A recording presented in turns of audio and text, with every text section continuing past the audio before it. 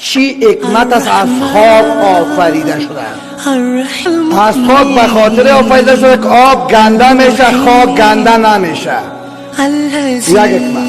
از خاک به خاطر آفریده شده که آب گنده میشه، خاک گنده نمیشه. یک علما متوجه باشید، آب مرتجع سر فشار بدی فرار میکنه، تو پاک میشه.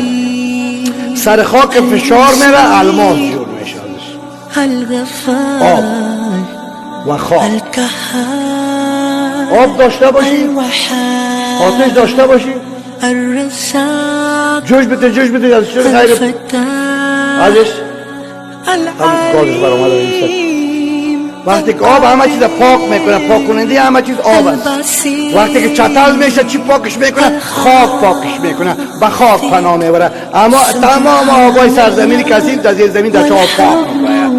آب پاک کننده همه چیز، خاک پاک کننده آب.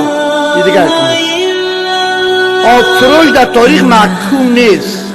کسی که باشه که آب فروش محکوم نیست، اما خاک فروش محکوم است.